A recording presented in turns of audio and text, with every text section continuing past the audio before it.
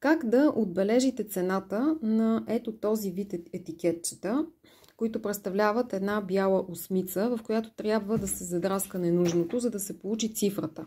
В случая това са стикери. Те се отлепват, малки са и може да ги ползвате за различен тип продукти и артикули. Задраскването се прави с перманентни маркери. Перманентен маркер се ползва, тъй като той не се размазва. Стои трайно на етикета, плътен е, не прозира и когато отбележите цифрата, тя се вижда много добре. Ето както е този етикет.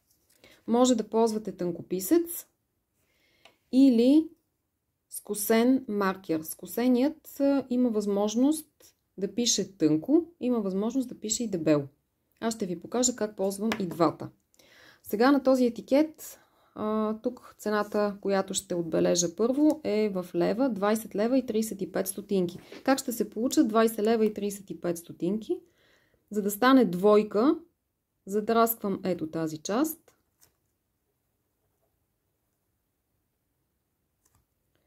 Маркерите винаги трябва да се затварят, защото ако стоят отворени, както в случая аз съм ги оставила доста неправилно, те започват да изсъхват, така че добре ги затваряйте, за да ги ползвате максимално дълго време.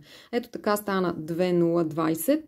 Тройката, за да се получи, задрасквам тази част и тази част, петицата, тази част и тази. И съответно се получава 20 лева и 35 стотинки. Ще си затворя маркера, защото ще изсъхне. Ако искам да ползвам по-плътния, 10 лева и 40, в случая това са евро, 10 евро и 40 цента.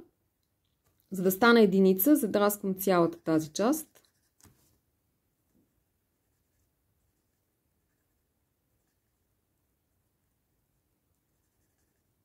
Ето така.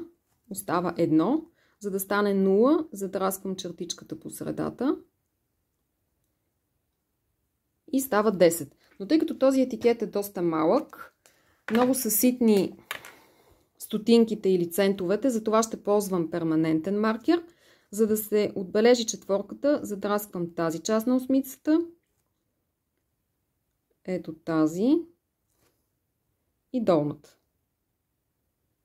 И отново, за да стане 0, по средата.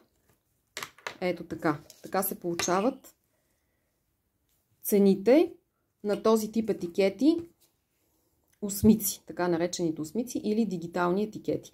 Те дават уеднаквеност на цените. В магазина, когато ги ползвате, изглежда много стилен. Всички са, виждате, по един и същи начин изписани, нали, за разлика от етикетите, които са написани на ръка. Ето както е този, например. Нали, разликата е доста голяма.